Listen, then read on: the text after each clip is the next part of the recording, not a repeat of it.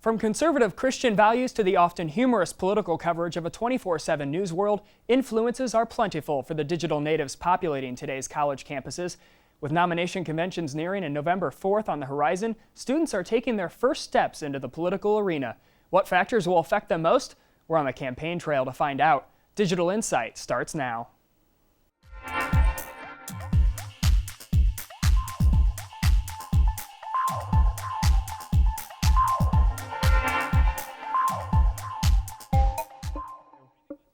Hello and welcome to this special edition of Digital inSight. I'm David Studinsky. In the next half hour, we'll examine the dynamics shaping this heated presidential election for a generation of fresh voters. We start by looking at a noticeably large group of students at a crossroad in their lives. While they've devoted their life to their faith, some young Christians are meeting the first critical test of their beliefs at the voting booth. Digital inSight's Brian Handler explains. When someone speaks of the modern Republican Party, mention of conservative Christians is not far behind. It was this group of voters who delivered the presidency to George W. Bush in both 2000 and 2004. Yet in January 2008, PBS News magazine show Now reported on a major shift in message inside these churches. This, as a greater focus on human rights begins to overshadow classic issues such as gay marriage and abortion. Today we will explore if and how this shift in message within many churches has affected Ball State students here in Muncie, Indiana, specifically their opinions on the 2008 presidential election. We sat down with several Christian students, as well as Chris Sarver, a campus minister and director of Ball State's chapter of Campus Crusade for Christ, to discuss their religion, their politics, and where exactly the two cross paths. Campus Crusades, the largest Christian student organization at Ball State, meets every Thursday at Pruis Auditorium. The event includes musical performances, ministry outreach, guest speakers, and Christian fellowship. Facebook.com puts membership at nearly 654, many of whom have graduated but maintain a relationship to the crew, as it is known as short. Chris Sarver runs the local chapter, and while he maintains his personal beliefs in no way reflect those of the members of the group, he was kind enough to share some of his thoughts on politics and religion and how he views the 2008 presidential election. My name is Chris Sarver, and I work with an organization called Campus Crusade for Christ. It's what's referred to as a parachurch organization, so it's not a local church or a denomination, but we work broadly within the evangelical community on university campuses here in the United States and around the world. One of the first things we wanted to address with the students we interviewed was, do they vote? And if they consider themselves politically active and informed? Meet Joe and Lindsay, an undergraduate couple who share a common bond in their spirituality and their politics. My name is Joe McHugh, and I am a Christian. I'm not really part of like a specific sect or anything like that, so I'd just say Christian. I'm Lindsay Smith, and non-denominational, I guess, would be if you're looking for a specific denomination.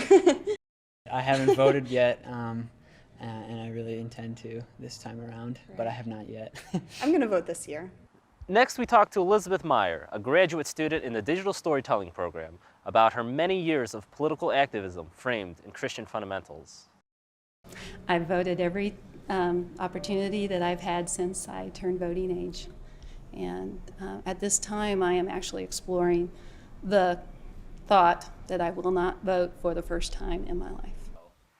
I vote in every general election, and in most municipal or local elections I try to vote, and I would consider myself pretty politically aware. Abortion and gay marriage have long been hot topics in the Christian community, and consequently, the subjects have guided voters for just as long. Republican candidates have run on these issues since the early days of the Reagan administration. The next question we asked our group of interviewees was whether these classic issues continue to dominate their political discourse, and if they've witnessed a trend towards a greater focus on human rights. While those issues haven't become unimportant, it's sort of like they have become now one of several other things. And so there's this greater social awareness, and I think that if that trend continues, I'm excited about it. I didn't really see much of a strong presence of issues like gay marriage being discussed in our church, but I have seen in recent years issues like Darfur. I think the youth of the day understand a heartfelt need to help others. And I think that need that they feel kind of is the impetus for them to act on things and to then become involved. I have seen a change, a direct shift from people concerned about the issues like abortion or the issues like gay marriage being the dominant thing that they would reference. I think that the younger people are not taking as serious of a look into some of the issues that are on the table yet. They tend to make decisions more on feelings than actually thinking about what would make a difference. Chris Sarver spends much of his time working with young Christians on the Ball State campus. We asked him, along with the students, if they've noticed a change of dialogue within their peer groups. Interestingly, many students just take a closed-mouthed approach to political dialogue. And Chris tells us politics is one of the issues that local youth just seem to avoid. I do wonder if the culture in which people in this area are raised in, it's sort of the axiom of there are a few things you don't talk about with friends and relatives. It's money, it's politics, it's religion.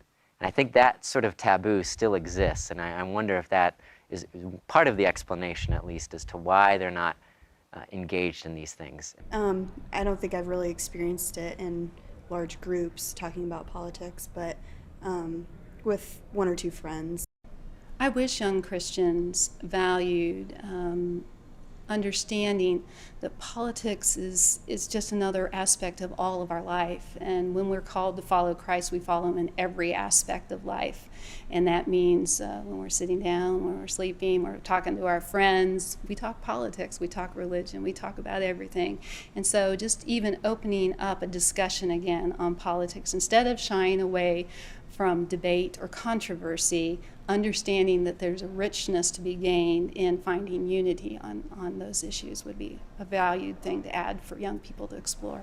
At the time of these interviews, Democrat Senator Barack Obama and Republican Senator John McCain led the polls in the 2008 general election.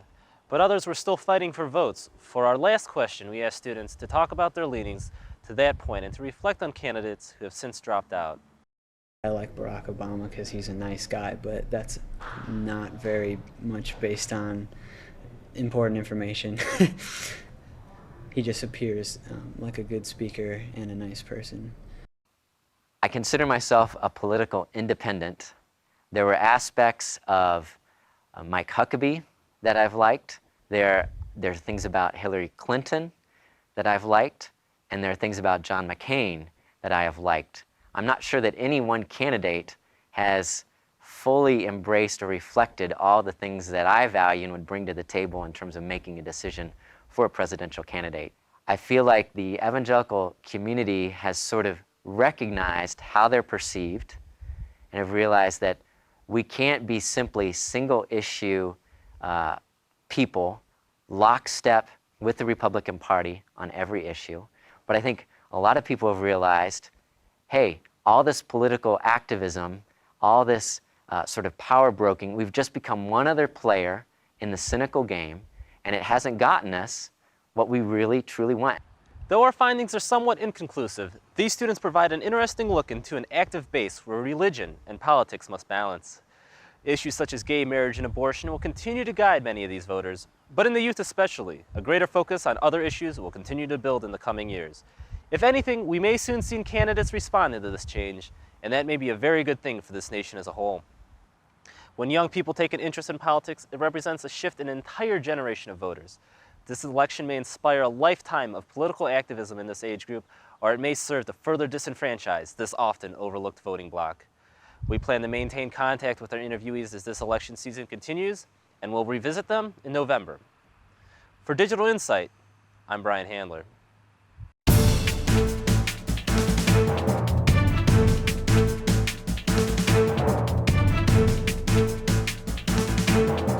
Showdown Coast to Coast continues with Kate Snow at Clinton Campaign Headquarters. David Wright with the Obama campaign. Ron Claiborne at McCain Campaign Headquarters. John Berman with the Romney campaign. And Jake Tapper with the Huckabee campaign. In Washington, Kofi Roberts, George Will, Donna Brazil, and Matthew Down. Cynthia McFadden in Los Angeles. Bianca Rodriguez gathering online reaction from the Facebook desk. And Jim Avila on the ballot Watch desk. This is Super Tuesday. Showdown Coast to Coast. Once again, from ABC News Election Headquarters in New York, Charles Gibson, Diane Sawyer, and George Stephanopoulos.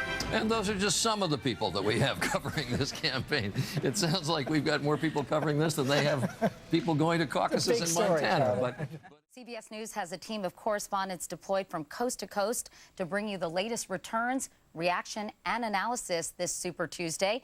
And joining me here at CBS News election headquarters are Bob Schieffer, our chief Washington correspondent, Jeff Greenfield, our senior political correspondent, Scott Pelley of 60 Minutes, and Anthony Mason, who will be telling us what voters were thinking as they cast their ballots. Though typically considered a red state, the 2008 presidential election has brought a slumbering Indiana Democratic constituency to its feet. Students enrolled in Indiana universities are among the most coveted this year, or so it would appear. In early April, musicians Dave Matthews and Tim Reynolds played Indiana University's Assembly Hall in support of candidate Barack Obama, just weeks before the Clinton campaign dispatched its own youth gathering supporter across the state. After all, who better to speak to students than youth itself? Insert Chelsea Clinton and Digital Insight's own Martin Ryder.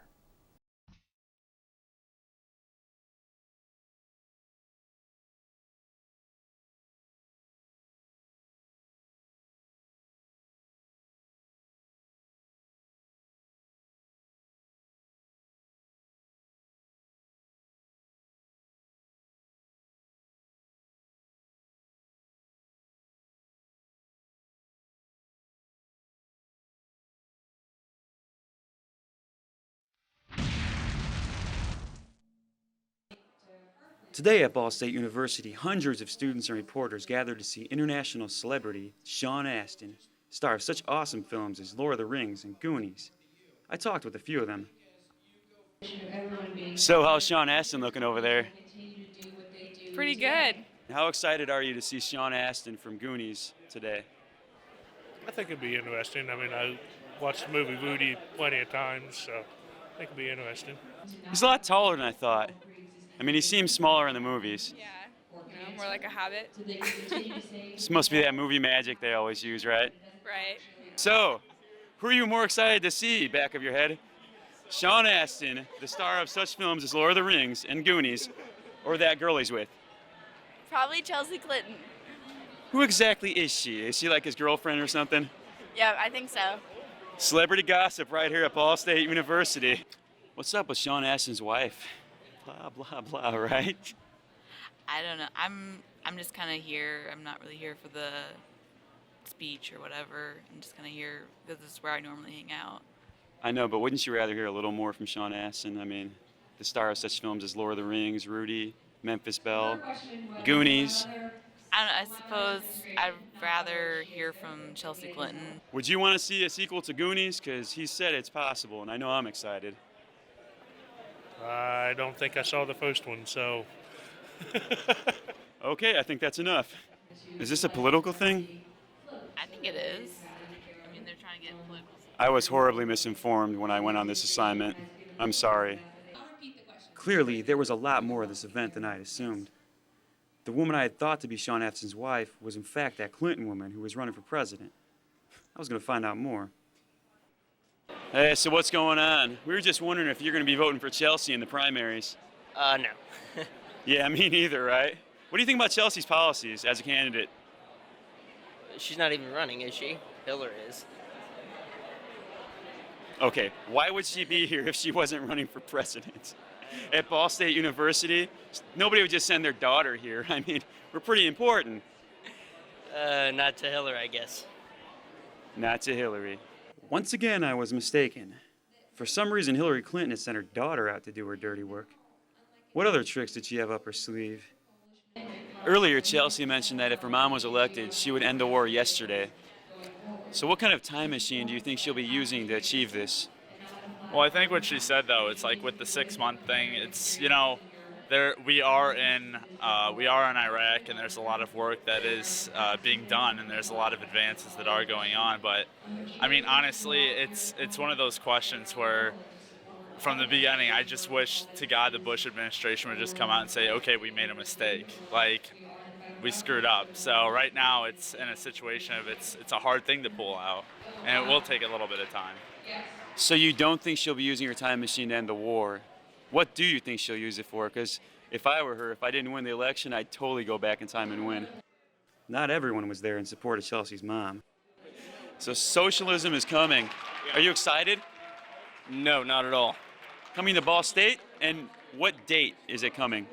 It's already been here, but it's rapidly growing. So It seems very exciting. Repent. Is it something like Jesus? no, I'd like to think socialism as the opposite of Jesus. It's pretty bad. Some people in the audience just weren't willing to talk. I got another side though. There's another side. Let's see that. Yeah, this one was just kind of funny. Oh yeah, 8 years of 8 years of first lady of a governor, 8 years as a first lady of the U.S. These are her qualifications. She is Laura Bush. I wouldn't vote for Laura Bush. I think a lot of people wouldn't. So why would I vote for Hillary Clinton? Who is Laura Bush? President Bush's wife. President Bush is married. Why'd you make this sign by yourself and bring it here today? You told me to. Okay. Rachel, that would be unethical. I just think it's kind of dangerous to have a time machine in her hands. You'd think the government would have it, but it's all Hillary. Yeah, I don't think so. You know, I don't think that would be a smart thing to have. I mean, I don't know. I'm not quite positive what you mean by the time machine, though. I think we all learned a lot today, but one very important question remains unanswered. Will there be a Goonies 2? From Digital inSight, Martin Ryder.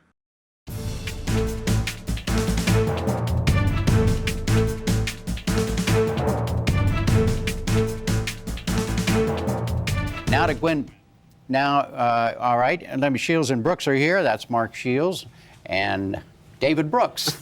As I said, we do not have, we have, as Stu and Amy have been talking to Judy about this, we have some exit poll results about what the voters said, this and that and whatever, but we don't have any final results in terms of who won, who lost in either the Republican or the Democratic races. In fact, all of the people who call these kinds of things have said both of those races, both the Democratic and the Republican races, are too close to call. It has a smell of something that could go on, up to sometime tomorrow, but we will see. Mark, you were saying something when I interrupted you very rudely. I apologize for that. Now, do you remember what you were saying? I don't, Jim, but I accept your apology. Considered Indiana's premier party school in the 90s, the Ball State University of today still presents a noticeable level of apathy toward local politics, athletics, and campus issues. This apathy often extends beyond the local environment and toward the national stage as well. But less than an hour from Ball State sits Earlham College, a private school with a student body less than 2,000 students deep, a far cry from Ball State's 20,000 enrollment figure. Though meek in number, Earlham students are quite vocal about their take on local, state, and national affairs. Proof that size is not always indicative of passion. Here again is Brian Handler.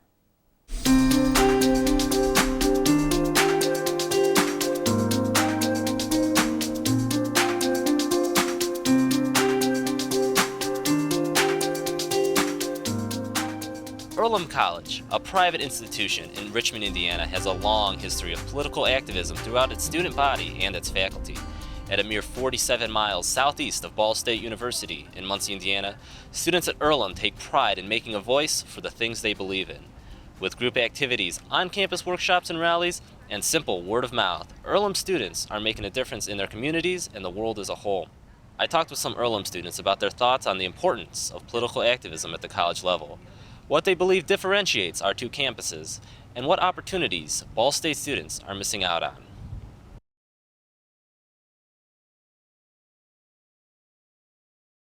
I think Earlham is a pretty active campus, and a lot of people come here because they want to change the world. They want to do things. Peace and global studies is a really big major on campus. Obviously, it varies from person to person. Not everyone is a social activist, but a lot of people are. One thing that has been really important to me since coming here is not just having an academic life, but having things in my life where I'm doing stuff in the community or for a cause or something that makes me feel like I'm actually sort of living a life while studying, because it's interesting in college. You can kind of put your life on hold while you're just studying, and so I think it is important to sort of manifest your academic interests into action.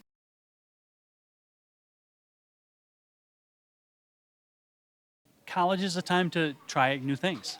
And I think, I know myself, I did plenty of that. I went to 3 different colleges, so it's just a time to see, you're just becoming voting age. You can try involving yourself in the political process. Campaigns come and go. Hopefully there's a presidential campaign during the time you're there, and there certainly is this year. But so you get to try those things out, and maybe your parents are involved or not, and there's a big influence there. But sometimes it's just what other people around you are doing. There's always that community aspect of it. Well, yeah, I think college is the time to be active. It's the time to really feel like you can change the world and think you can do something about your life. And what's that quote about, if you're not a Democrat when you're 20, you're heartless, and if you're not a Republican when you're 40, you're crazy, something like that. I think that it definitely is a time to develop that. I mean, most people in college are relatively not tied down. I mean, I know a lot of people do work their way through college, but you also sort of do have the freedom of just being yourself and being young and being able to explore these things and figure out who you are and what you believe and do the research necessary to support that. And then, give your time and whatever it is to issues that you believe in. So.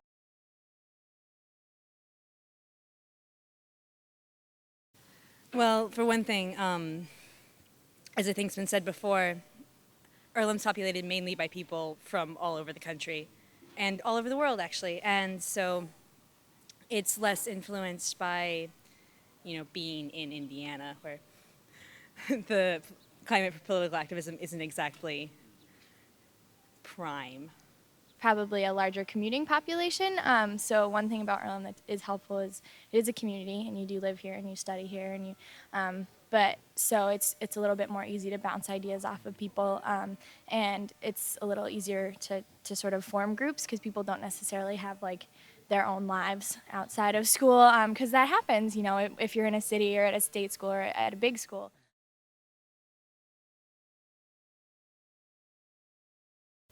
I've always believed that all you can really do in life is try and make your life and other people's lives better, and that's what it's about. I sort of started the Amnesty Club here, and it's taken off. We have a fair amount of interest.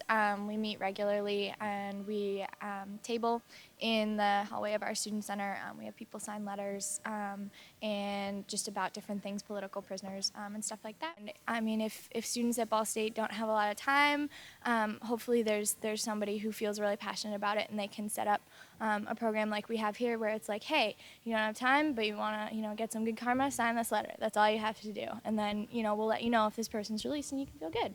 Like, that's kind of what it's about. From Earlham College in Richmond, Indiana, I'm Brian Handler for Digital inSight.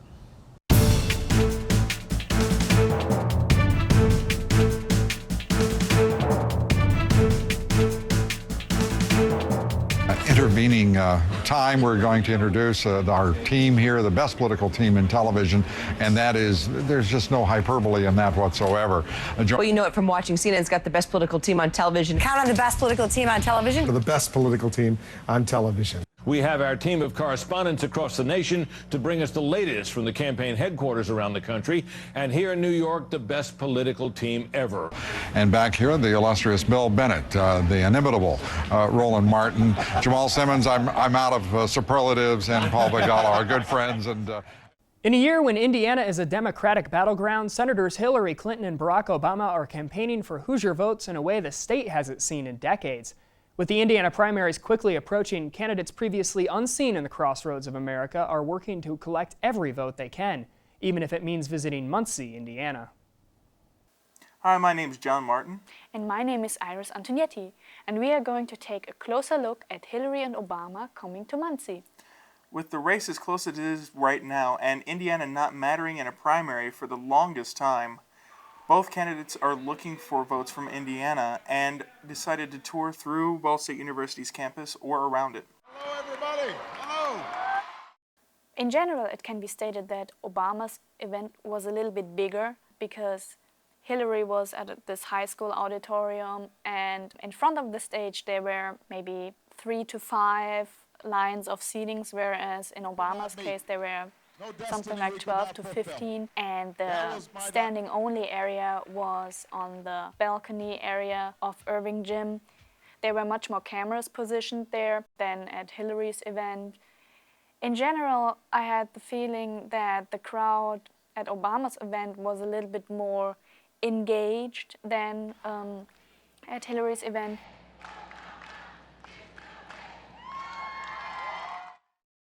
Barack Obama's speech brought up several times that he needed Indiana's help, the citizens of Indiana's help, with voting for them.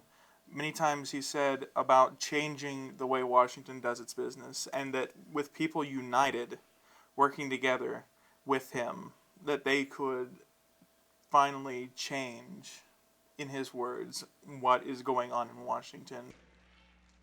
And so I believed in this election, this was a chance for us to come together. Black, white, Hispanic, Asian, Native American, young, old. If all of us came together to challenge the special interests that have come to dominate Washington, there'd be no challenge we could not meet, no destiny we could not fulfill. Hillary was also stressing the bottom-up policy. She was also calling the audience for help and seeing the primary election, seeing it as a hiring situation. And you ask yourself, who would you hire to do the toughest job in the world? Who would you hire to turn the economy around and get jobs back here in America?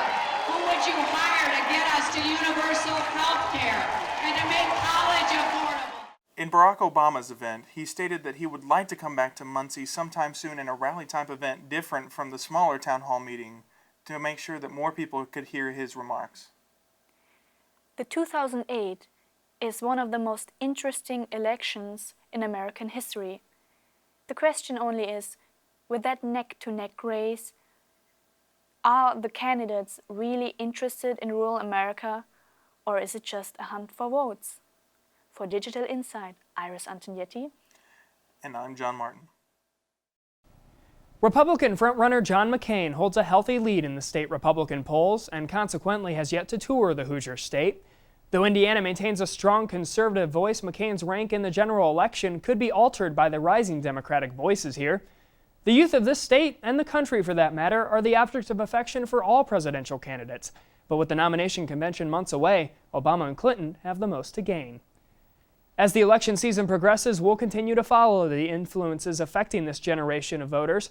While conservatives alter their votes before their faith, will the youth of Indiana carry the state to a Democratic president?